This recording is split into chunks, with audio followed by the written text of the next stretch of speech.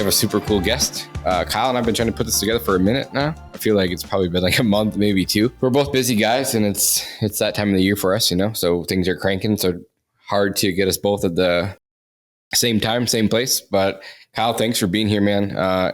He owns Conserv Pest and Wildlife. They have multiple locations, and he's going to be a great person to have on the podcast. He's been doing this for a long time and gives a lot of valuable insight. He also has his own podcast too, which I'm sure we'll talk about during the podcast too, and multiple locations and how he built the company from the ground into multiple locations in different states. So there's a lot to learn here. So Kyle, again, thanks for being here with us today. Yeah, Jonas, I appreciate you having me. Looking forward to this conversation. Yeah, so we've been trying to do this for a minute. Like I said, we get busy, So why don't you just kind of I always ask the same question because I like to get in the mind of the listener, and maybe you've heard it, maybe you haven't. But if you and I were in high school, we're both, sophomore, juniors in high school, who is Kyle in high school? Like the reason I ask this, and a lot of people are like, why do you ask that question? It's because I want to know, were they always entrepreneur minded? Were they good in school? Were they bad in school? Like, where does this come from? And I knew at an age of 12 what I wanted to do. So does everyone operate this way? Is everyone the same? So who were you? Yeah. So I was a different person depending on the year in high school. In ninth grade, I was a quiet kid, but I certainly didn't follow the rules. But I was able to get away with murder and nobody knew about it. I was very sneaky. 10th grade, I became much more focused, and a lot like you, I wasn't 12, but I was 14 years old. I made a decision that I wanted to work with wildlife. I didn't know how or why, but, I was raised in a family that was, heavy in the outdoors. My dad's a fishing charter captain, still is today. So I grew up doing a lot of hunting and a lot of fishing, and he took me to a very nice hunting property, like 25,000 acres. And I was introduced to somebody that was a wildlife manager. And I decided at that point to pursue a career in wildlife. Didn't know how or what, but the rest of high school, I was really quiet. I didn't play sports anymore. I did play sports 1st through 8th grade, didn't play sports in high school. I wanted to surf every day. I wanted to fish. I wanted to hunt. And I was semi-entrepreneurial prior to high school. Knocked on doors, sold lawn care, did a lot of that. Whenever I needed a few bucks, I would just, whoever had the tallest grass, I would knock on their door and sell them a quick cut. High school, I wanted to do the least amount of work possible. So I was in the work program. My senior year, I was out of class by 10:20 every day.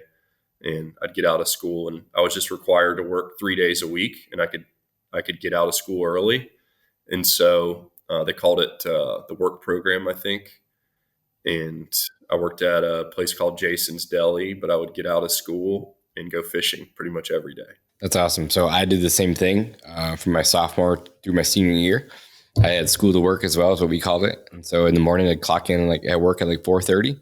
And I worked till 9:30, somewhere in there. And then I go to school after that. So it was pretty cool. I got to work and learn business at the same time. My managers were super cool. They would take me in the office. They would show me what they were working on. And it was a great experience in the business, and I didn't have to go to school. So I'm following you there. That's pretty cool. Yeah. There's so much that I didn't need to know that was going on at school. I didn't have a very, very high respect for any of my teachers, really. Yeah, and I just I was bored out of my mind. Not that it's all bad, right? But I've said this a million times on here. I've never checked out a book out of the library when I was in high school ever. Maybe in grade school when you had to, but just to go into the library to pick out a book, that was not me. I was so bored in school. I think I slept half the time, but I got good grades because I was just either sitting by someone who was really smart, or I got lucky guessing, one of the two. I'm not sure. Yeah. I didn't have the good grades. I did my senior year because I only went to school for 2 classes, but the rest of the time I was a C student.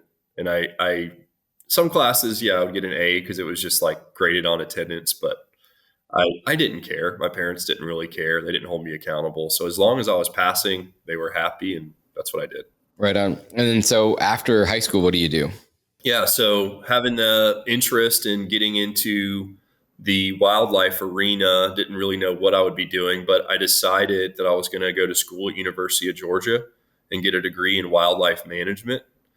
My family didn't have a lot of money. I certainly didn't have a scholarship. So I was going to go to community college for 2 years and then transfer to University of Georgia. So I moved to this little small town called Fargo, Georgia, which is a population of 200 people. I think there's still 200 people there now. Like, the population has not grown at all since I left.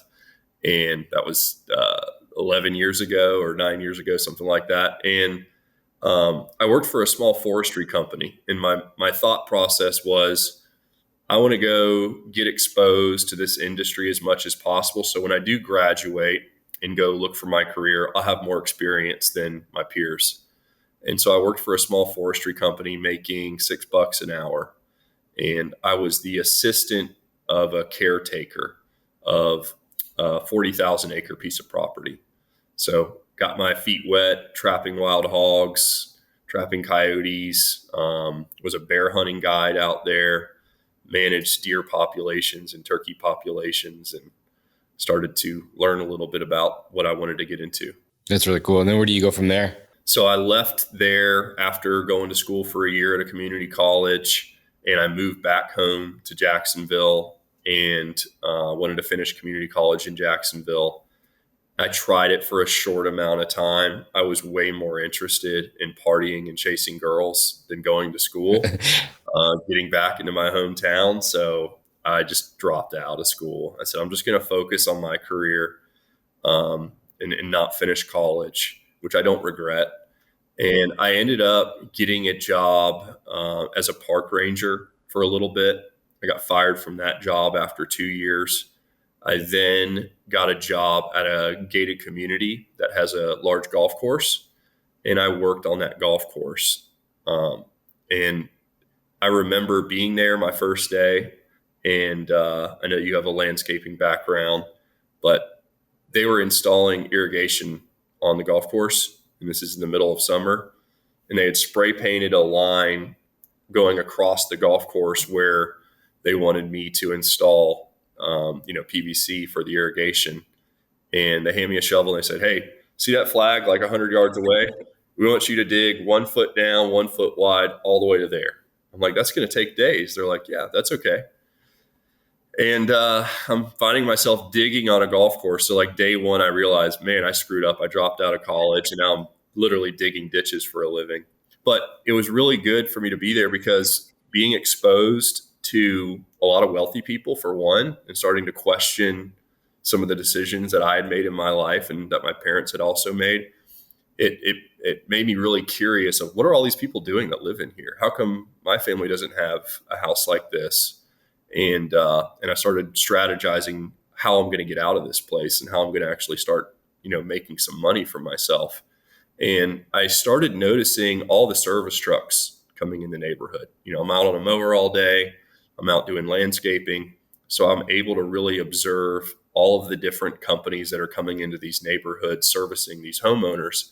And I started noticing wildlife control trucks, and having a hunting background and a trapping background, I thought, well, hey, that's something I could certainly do and be really good at.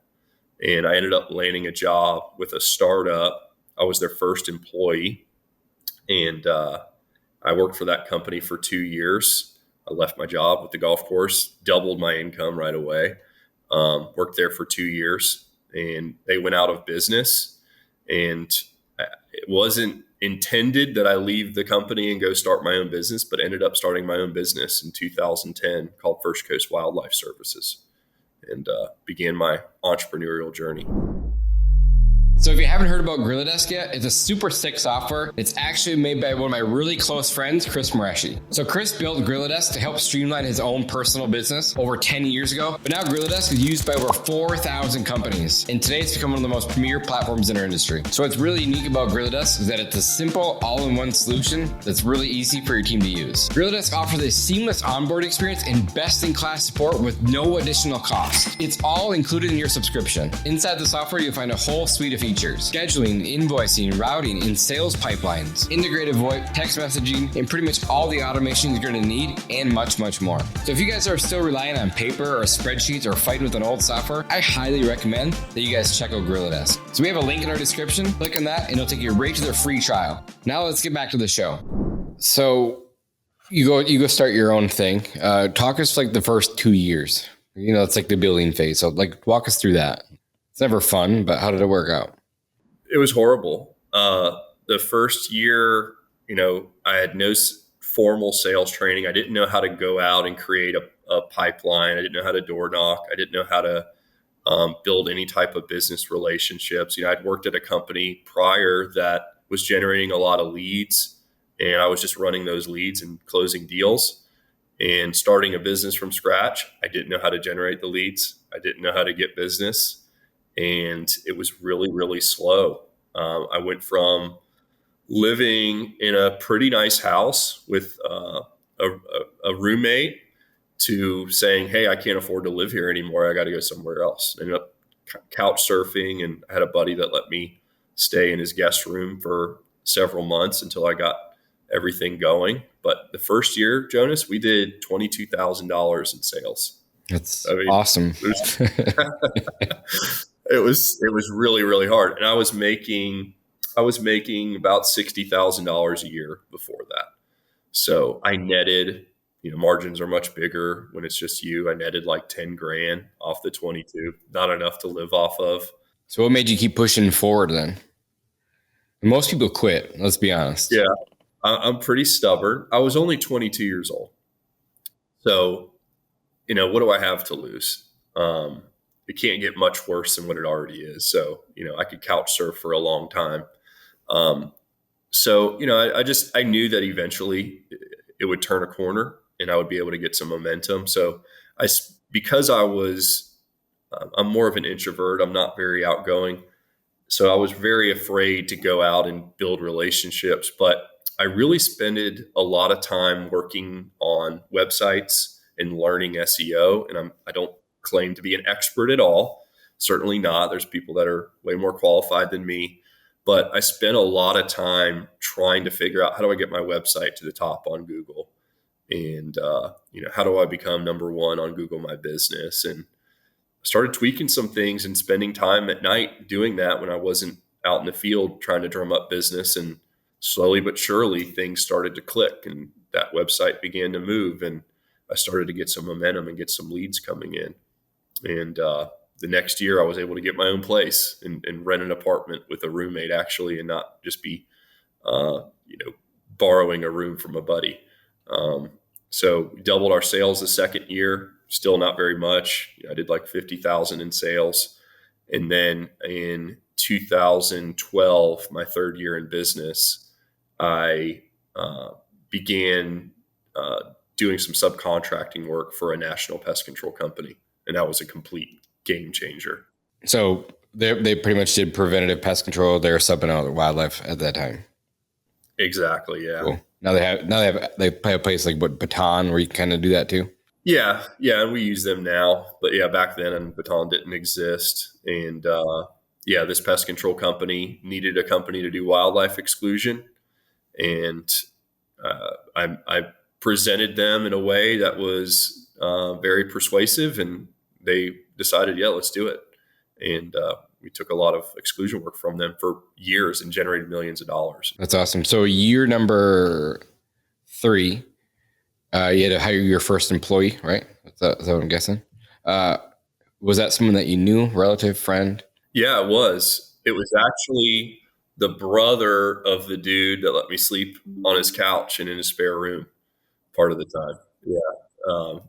But yeah, I grew up with these guys. But yeah, he was doing fire sprinkler management, so up on a ladder every day already anyways. And I said, look, I'll match your pay and I don't care what you do, as long as you get your work done, I'll be the best boss you ever had. And he came over and he was great. And we ended up hiring a couple guys that year and growing the business.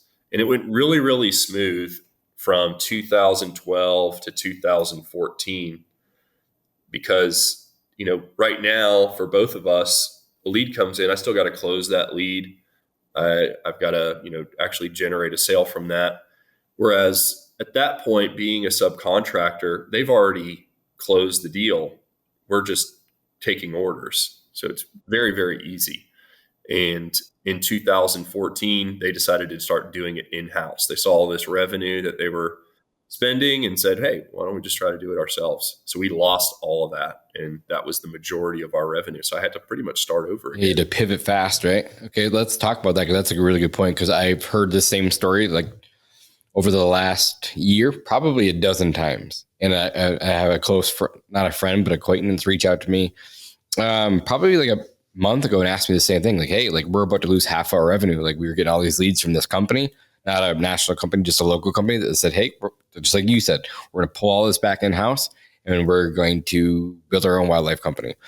Walk us through that. Well, how did you, because it's a great topic. It happens all the time. How do you pivot and what do you do in that scenario? Yeah, well, what I did at that time is I sat down the couple of employees that I had and I just said, things are about to change and we're going to have to figure this out. And I might not be able to afford to keep you on.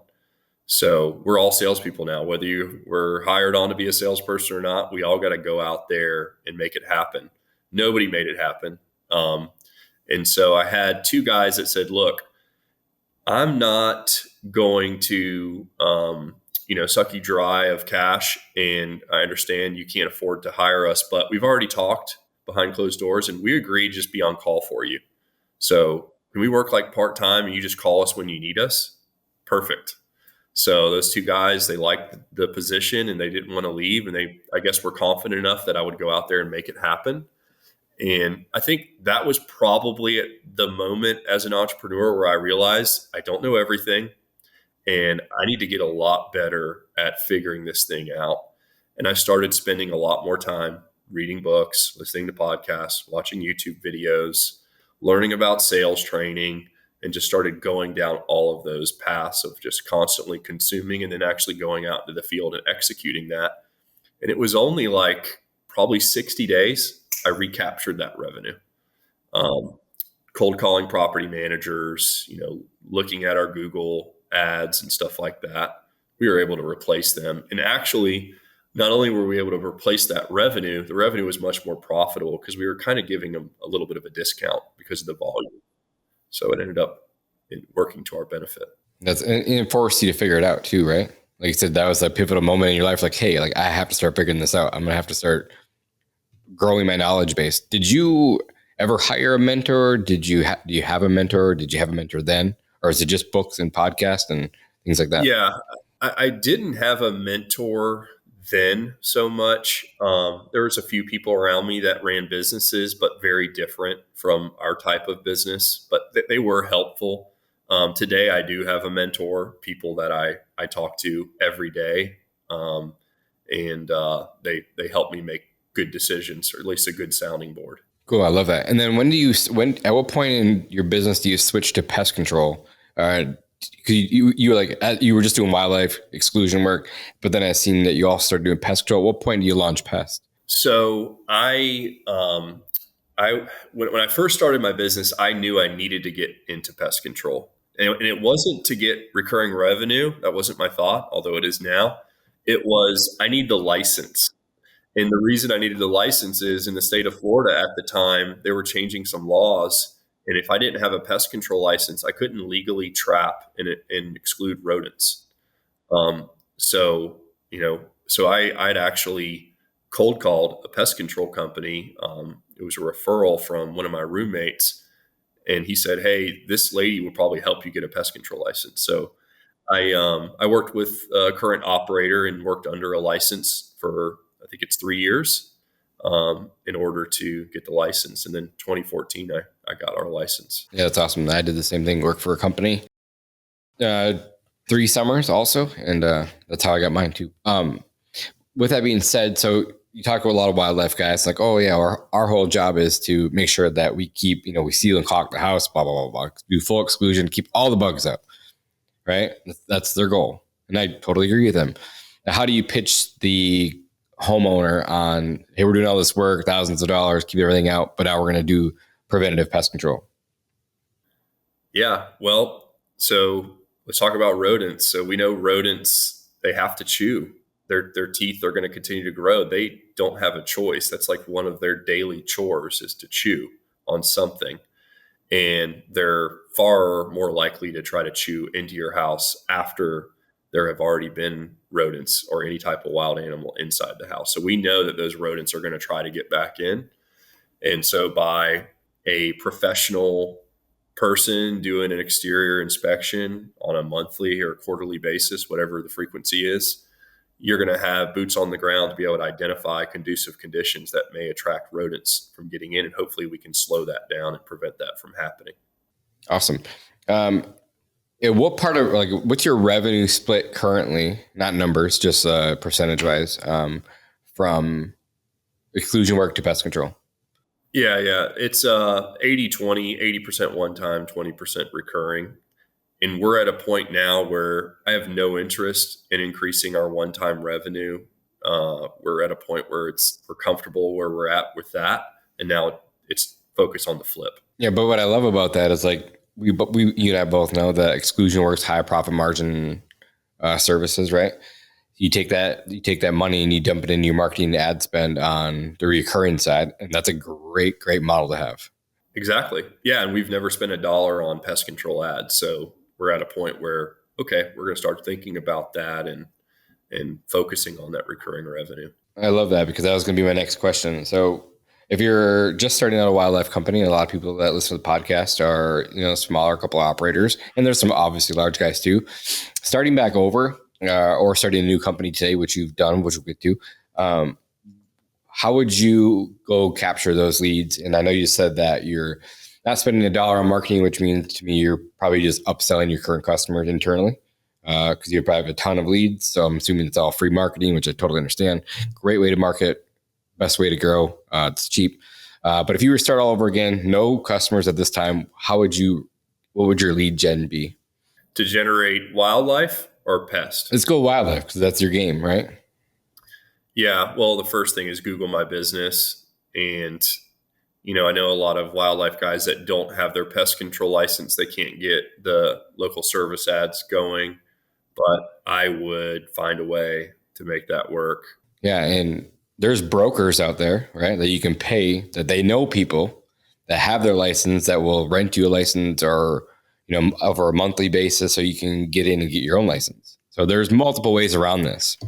There is. And I got a great story because we have branch managers that run our branches, and in certain states, the person that lives in that state has to be the certified operator. I can't be a certified operator over multiple states. So in most cases, our branch manager is the licensee. We had a branch manager in North Carolina who's a great manager. We got to a size where it was just a lot of responsibility and he wanted to move on. Well, when he left, we lost the license. So now we have a pest control business in North Carolina with no pest control license. This is a problem. So we actually called the Department of Agriculture and just told them. They gave us a list. And me and my office manager, we just sat down and just started knocking out cold calls and calling all these people. And within like 3 days, we had a licensee. Smart. Thinking outside the box. I love it. Okay. So at what point in business did you say, hey, this is going really, really well? What revenue were you at the time to say, this is going so good, we should open up a second branch? And how did that come about? Yeah, well, so I started First Coast Wildlife in 2010. I grew that actually kind of embarrassing. There's like 14 locations at one time and not very high in revenue. We were only doing like 3 million. So we had a bunch of ice cream stands, basically. I sold that company in 2020 and immediately started over again. Was it because you didn't like the business or did you get an offer? What happened there? So I actually did get an offer. I got an offer from a national pest control company, and I reached out to a broker. We looked at that. We decided, let's just take the company to market to see what's out there. Nobody was interested. So I was like, well, this was fun. So I decided, all these companies are looking at buying companies. What's this all about? I had never explored this. So maybe I need to just focus on buying some companies and I can get a little better route density, and that'll maybe be a faster way to grow.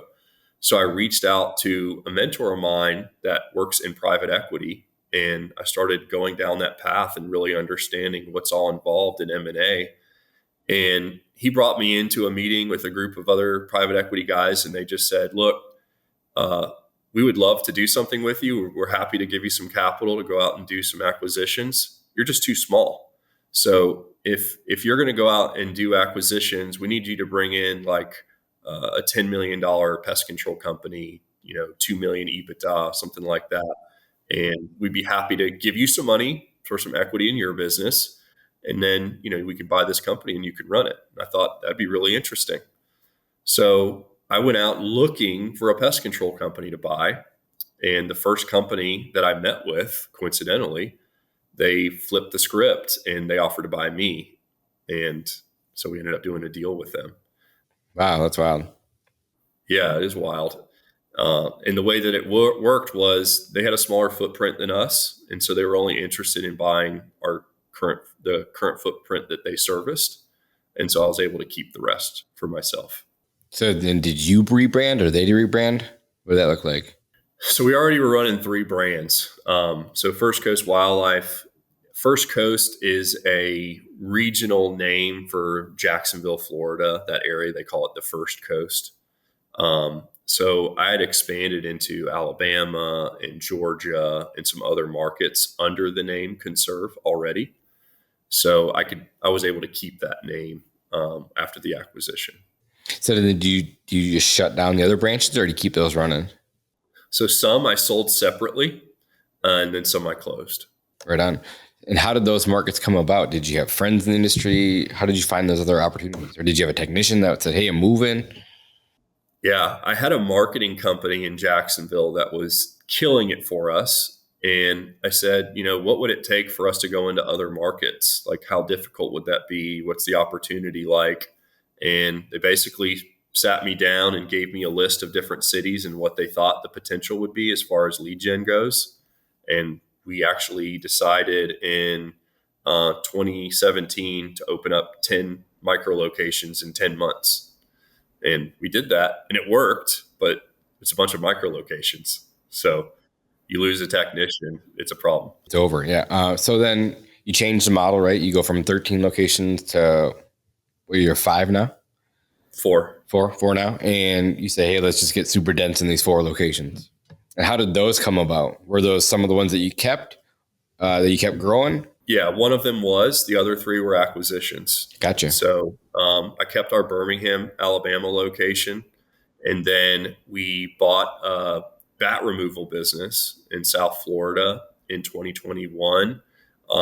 We acquired an equity stake in a company in Dallas, Texas in January of 2021. And then we acquired a company in Raleigh, North Carolina in May of 2021.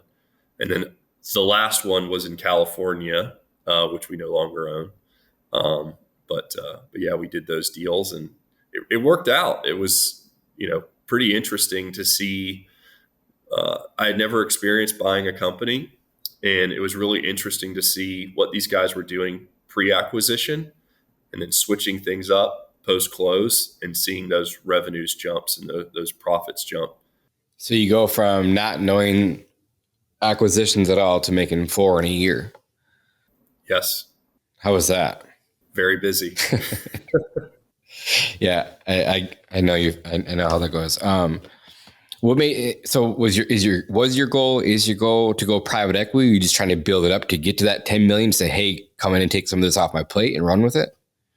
Yeah, I mean, the interesting thing was, so I had stayed on after I'd sold that first business. I had stayed on for 9 months, even though I still was running the other business. And after those 9 months, my business was pretty much on autopilot. I had a really good manager that was running it, and he's still with us now. He's awesome.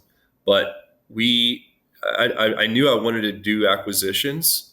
So from September to December of 2020, I was looking for businesses to buy. And honestly, and I'm glad I didn't, but I would have probably bought a business anywhere. I was just looking for a good company at a good price that I knew I could grow. And the other acquisitions that I was going to do would have hopefully been close within driving distance of that first one. But it just turned out that the Southeast was calling my name, and we stayed in the South. So is your goal still private equity? Are you still talking to the equity guys? Oh, no. I mean, yeah, I talk to those guys every day because one of them is one of my mentors. That firm we probably wouldn't do a deal with ever. They're really focused on much larger platforms, like 10 million plus EBITDA.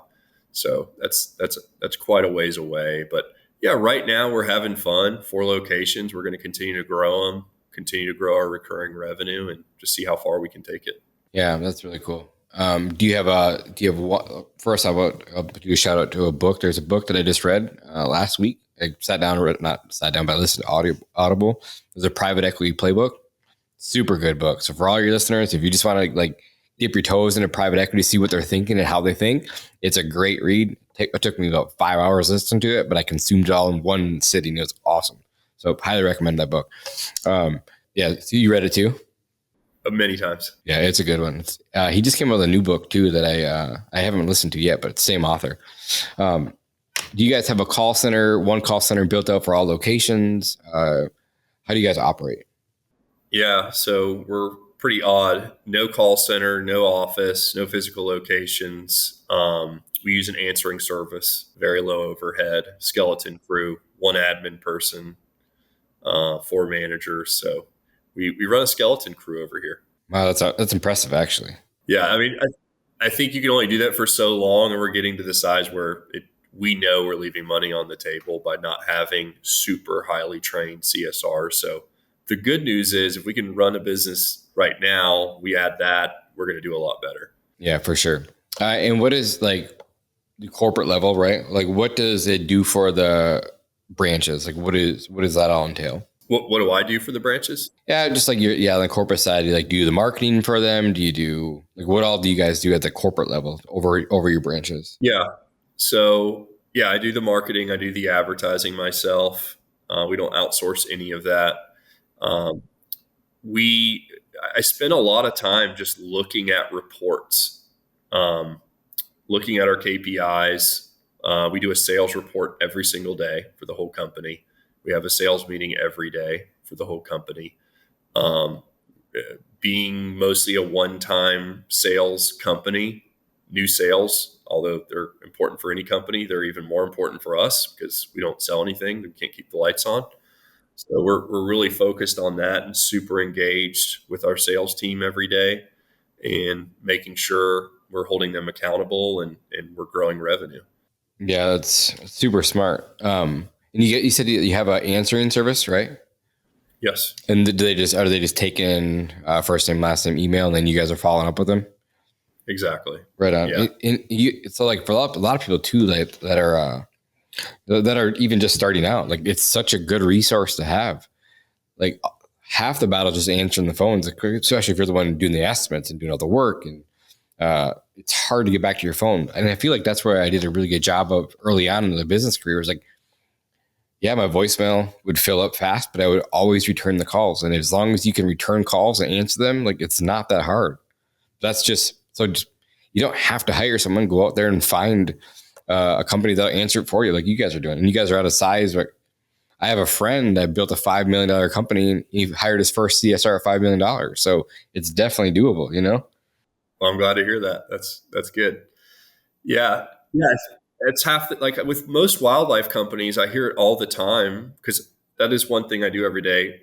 Having an answering service, they type out all those messages. So every morning I go through and I read every single one of those. It takes me like an hour, but I get a good pulse of what's going on. And I hear it from our salespeople and our managers. Customers say all the time, "You're the only ones that called me back." How do you manage 4 locations? I know you told me that before the podcast that you've moved like 4 or 5 times in the last 4 or 5 years. How do you manage all those locations and how often do you go there to visit? Yeah, so I put them on a quarterly frequency to come see them 4 times a year. But I have managed this thing from afar since we started it, technically. So, When Conserv, the official entity, was born in 2020, I was living in Jacksonville, Florida, and my closest employee was 8 hours away in Birmingham, Alabama. So I already had a branch manager there, and I had a few technicians and a sales guy. So, and then we had the call center. So they were already used to running that business without me being present. And my focus is I need good employees, but my main focus is to have really good managers, because I know if I have a really good branch manager, they're going to run that business like it's their own. And I do give equity to some of our managers. And so it's their business too. They don't own as much of it as me, but it is their business. And frankly, I probably have to deal with more headaches than them. With everything else that comes with running a business. For sure. And so why all the moving in the last 4 or 5 years? Divorce. One of the acquisitions was in South Florida, and I went down there and started spending time, and I just really liked it and didn't have a reason to live in Jacksonville anymore, and thought this business is doing well and I kind of want to be closer to it. So moved down to South Florida until I had a manager that I really trusted to take care of that. That's freaking awesome. So, and we don't talk about this a lot on the podcast, but like that work-life balance, it's a struggle. And I'm assuming that had something to play with your divorce. I've been there, done it too. It's hard. Like, and people ask me that all the time. Like, what do you do for a work-life balance? I'm like, to be honest, I don't really have one still. I make sure that I spend time with the kids for like Saturday night and Sunday. I don't miss their events during the week, but when I first met my fiance, I was honest and open with her right out of the gate. So just so you know, these are my plans. This is what I want to do. I'm not going to be the guy that's home every night for dinner. That's just not who I am. So if that doesn't interest you, like just so we're on the same page, like don't pursue it. But she was cool with it, and so she's good with it now. She works 3 days a week because she likes it. But why don't you talk about like a little bit through that? Was a lot of that just it's hard, right? Like not always home. You're always on the go. Like you work 24 hours a day. Don't spend a lot of time with them. And business isn't always great. Like lots of stress, like you just said. So was that a lot to do with like the challenges in your life too? Oh, absolutely. Yeah. We got divorced in 2020. I still have a great relationship with her. She's already remarried, but yeah, she did not like the craziness of being an entrepreneur, especially one that had 13 locations. Yeah. So, we got a divorce in 2020. In 2018, I was probably traveling like 150 days a year. 2019, it scaled back a little bit because I'd already sold 2 of our locations that were problems. And now my fiance, I met her at work. So everywhere I go, she goes with me. She's our office manager. Was she your office manager then? Yes, she was. Nice. Was she from a different state? Yes, she actually was living in North Carolina. That's a cool story. I love hearing that. Good for you, man. Yeah. But yeah, just like you, she knows what it takes to make this thing work, right? And she knows, like, we always talk about it, and it comes up often. Like, a lot of times we don't really want to travel. We don't want to do something, but it's just like in pest control, it's being preventative or being reactive. Which one do you want to be? I would much rather be preventative than reactive, right? So we know what can cause issues within our company. So going out and traveling and spending time with our people is super important. And then also building relationships with new people is super important, because we are able to learn things from people like you, and we can put that into our business, and that makes our business better, and that makes our lives better. So, and we try to have fun. We're in the middle of Georgia right now, in the middle of the country. We're in an Airbnb on a beautiful lake. We're here for business. It doesn't mean we don't get to enjoy our evenings, So we're still having fun. That's awesome. Good for you. What's the end goal? Do you have an exit plan, or do you build in to sell? Like, what is your goal? Like, what's your goal in the next 3 to 5 years? And then what is the end goal?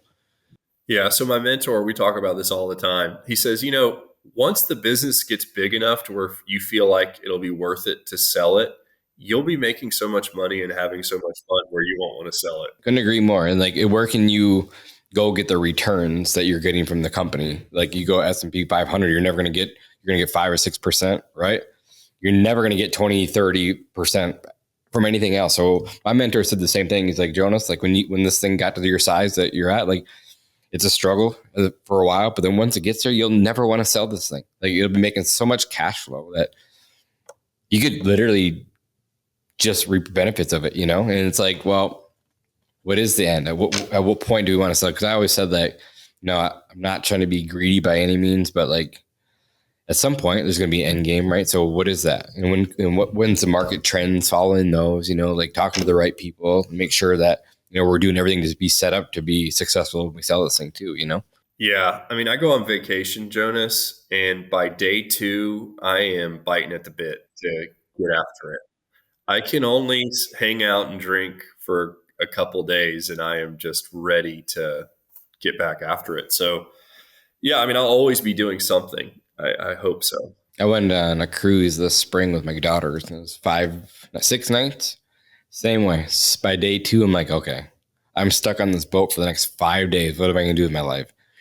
So I'm making tons of content, videos, like all over the ship. Like I have my girls walking around, following me with the cameras. Like, we had fun with it. But I feel the same way. Like my brain just goes 100 miles an hour. And when you try to shut it down, it struggles, Yeah, and I'm really attracted. There's obviously a lot of talk right now about small businesses and taking over small businesses in different industries.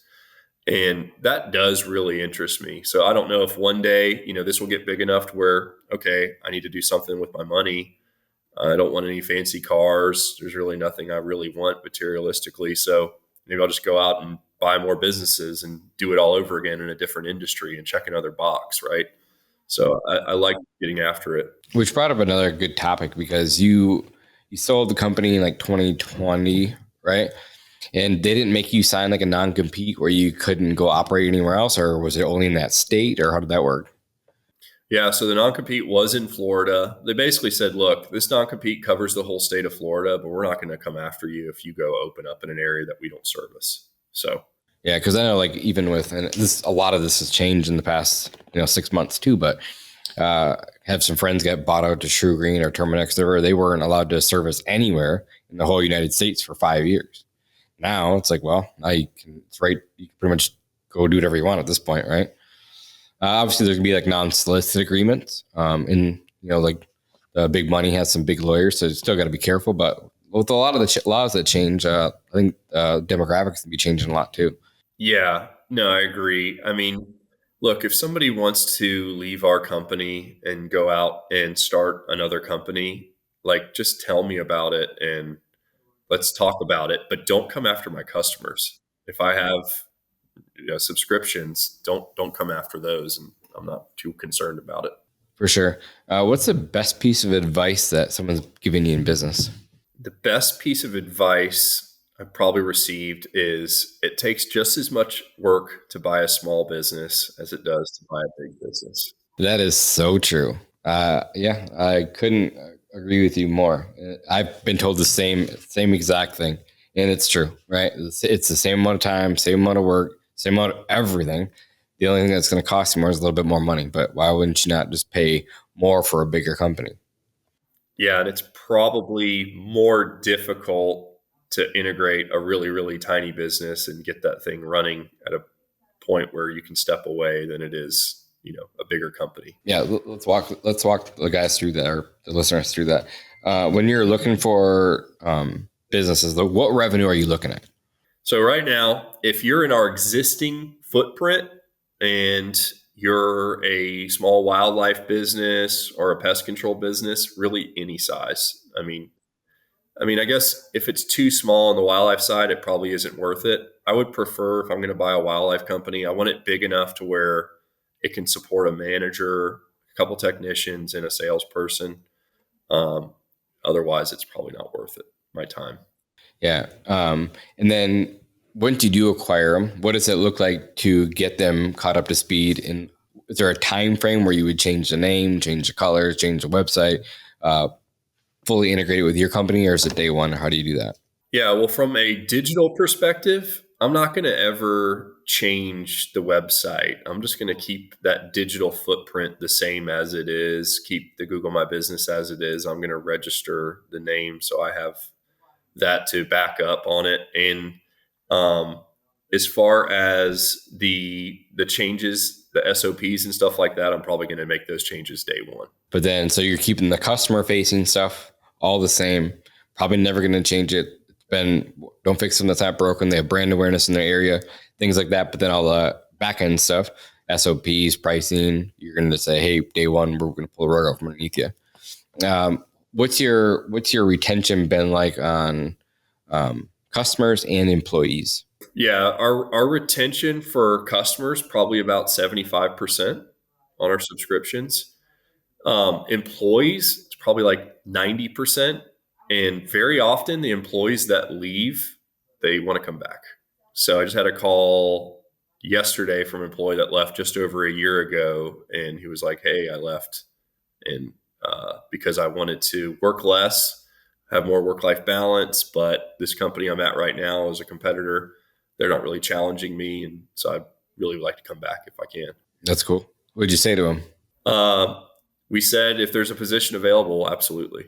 Assuming he was a good worker then? Yeah, he was a really good sales guy. That's cool. What does your day-to-day look like at this point in the business, Kyle?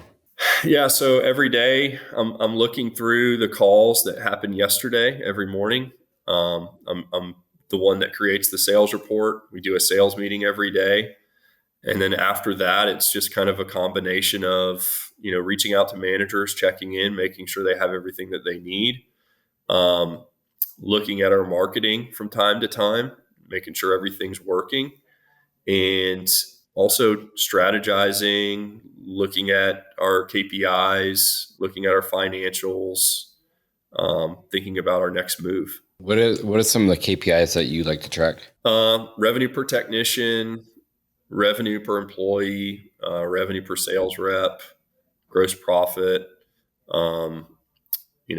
revenue per lead, all those things, closing rates. Do you guys, what CRM do you guys use currently? We're in Gorilla Desk. Awesome. Yeah. Are you? Not yet. Chris is a true gangster. I love that guy. So shout out to Chris Mareshi. He's a stud, true industry leader, in my opinion. I love what he's got going on. There's a lot of stuff behind the scenes that we're working on together. So I'm glad that you made that choice. What do you think so far, Gorilla Desk?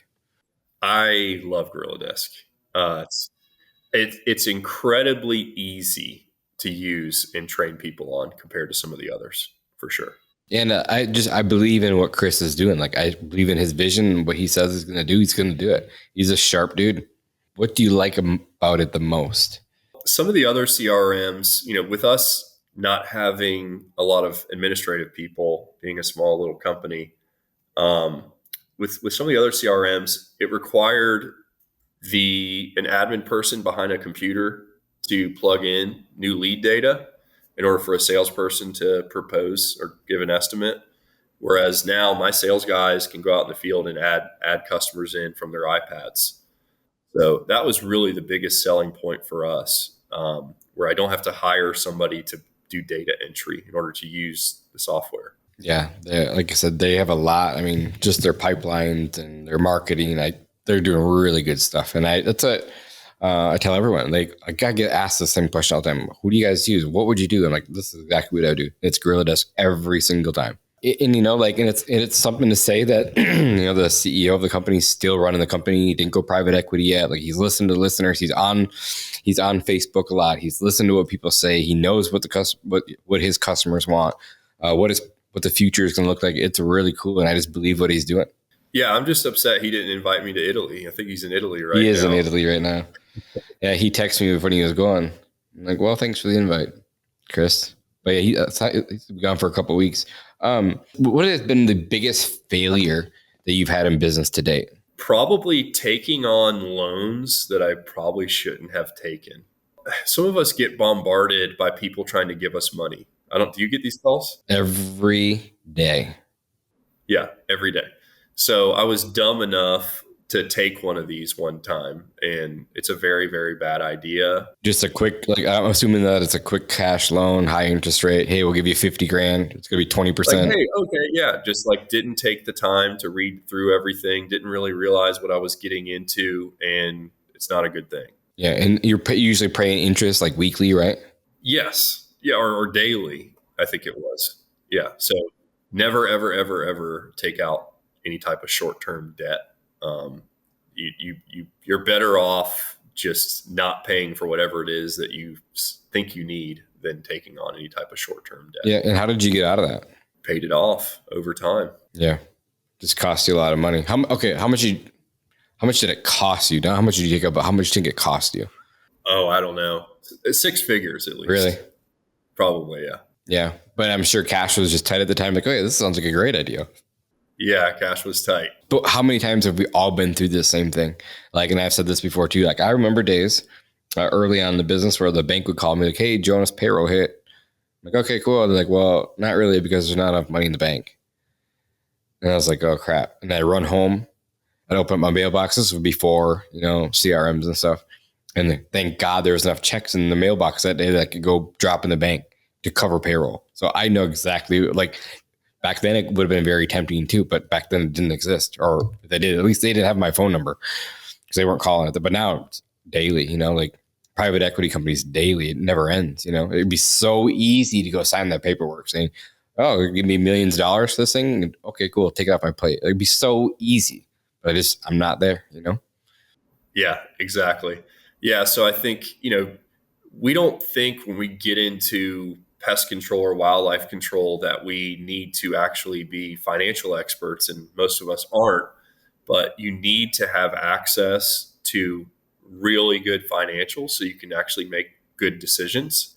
And if you don't understand how to read those things, you need to find somebody who can, so that hey, should I take this loan, and is this worth it for me to get this working capital or whatever it is before you do that, because it could be bad if you don't. Yeah. And you have to have a good business acumen, right? Like you need to know a little bit about everything. Yeah, you're never going to be an all-star and everything, but getting those people, there's lots of free resources out there.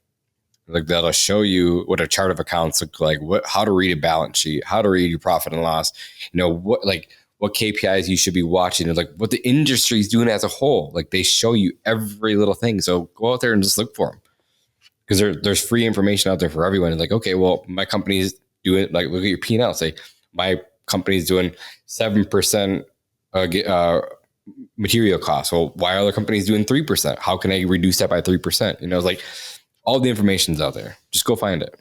So yeah, great advice.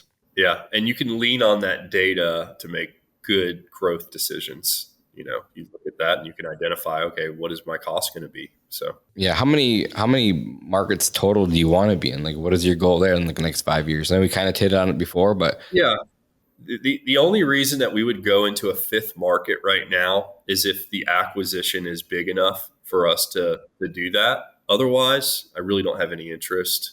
Gotcha. So wildlife is pretty crazy. What's been your craziest day on the job? Craziest day on the job.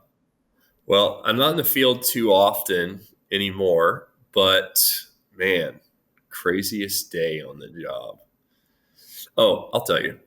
I went to this house in South Florida that was infested with bats. It's a very old house.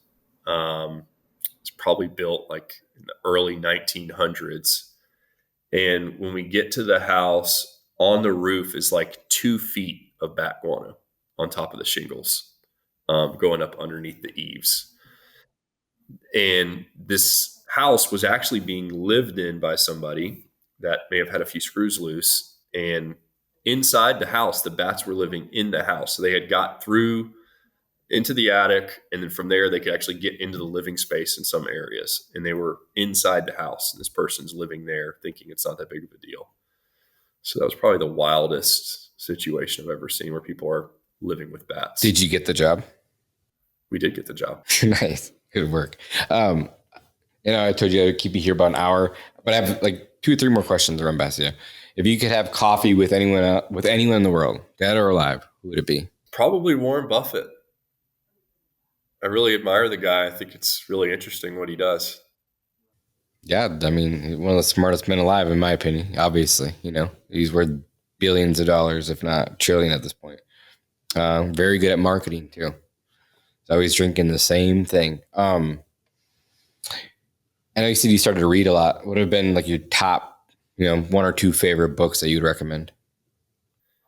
Yeah, so I've read all of Grant Cardone's books. There's some really good books in there. Be Obsessed or Be Average. I really like that book. You'd already mentioned the Private Equity Playbook, which I would also recommend. There's another book called Masters of Private Equity and Venture Capital, which I found very, very interesting. And then the last private equity book that I really enjoy is Steven Schwartzman's biography, which is the founder of Blackstone, not to be confused with BlackRock. Obviously it's a private equity book, but the interesting thing about it really just, you realize what he actually did. Like when he started that firm and how big his sites were when he started that, it's pretty motivating. Yeah, the Private Equity Playbook for the listeners, the author is Adam Coffey, and he just came out with the second book called Empire Builder. So that'll be my next read for sure. And then the last question of the day is the same one I end with every single time. At this point of your career, Kyle, what are you most proud of, man? I don't have any kids. Otherwise I'd probably say them. But, Jonas, have you ever experienced moments where that you're doing something that very few people are doing it at that very moment? And you're like, I know nobody else is doing this right now, and I'm doing this. Sometimes I have to be reminded by people. Here's a good example, which you probably feel the same way, Kyle. And then I'll let you talk, but it's always, for me, I always want it to be faster. I want it to be bigger because I want to be one of the best in the world, just like you. Right? That's my goal. Like I want to up-level the industry and I want to take everyone along the ride with me. So it never feels fast enough or big enough. And then someone taps you on the shoulder and say, hey, Jonas, like I know, and I talk to majority of the pest control companies in the world. And they say, you're one of the fastest growing companies by far. That makes you feel good. So I know the feeling, but I have to be reminded a lot. Yeah, well, I think it's that, but it's also, I know you're athletic. It's like when I'm running at 5 a.m. in the morning and I see everybody else is still asleep, like that makes me feel really good. So I think to answer your question, the moments that I'm proud of are those moments where I'm enduring, where I have to have grit to get through. And I know that most people probably would give up. Yeah. What does grit mean to you? Just being able to persevere and loving every minute of it. Yeah. Leaning into the pain, right? Doing things like unconventionally that most people won't do, like getting up at 4 a.m. to go to the gym. Yeah, exactly. Most people would rather sleep in, and they're like, oh, it must be nice to own a business. Yeah, it's definitely nice. Let me tell you, all the 10 years of not getting paid, like it's a struggle. You know what it's like. Awesome, dude. I'm super excited to see what you do in the future. You're going to do big things, and I can't wait to watch your journey. I'm glad to get to know you. Consider you a good friend, even though we haven't never connected a lot, but I've watched you from afar. Probably the same for me. So it's good to connect and get together. And I can't wait to see what you're doing in the next 2 to 3 years. I'd love to get you back on and see what you're up to. Thanks, man. I look forward to it. Thank you for having me on. And likewise, you're doing great things too. So yeah. And if you ever need someone to jump on your podcast, don't be afraid to reach out and say, hey, I'd love to talk. We talk about business. I might not know a lot about wildlife like you do, but talk business all day long. Let's do it. Thanks, Jonas. All right, buddy. Appreciate you. See ya. Hey, guys. Thanks for listening to another episode of Pest Control Millionaire. We don't charge any money for the show, obviously, but the podcast isn't free. You can pay for the podcast by sharing it with your friends and your family. So please like and subscribe and give us a 5-star review on your favorite podcast app. These things make a huge difference for us. If you have any specific questions you want answered about the business or your life by me or my guests, send an email to info@pestcontrolmillionaire.com. And if you want to get in touch with me about any personal business coaching, check out our website at www.pestcontrolmillionaire.com. Thanks again for listening, and I'll see you guys again on the next one.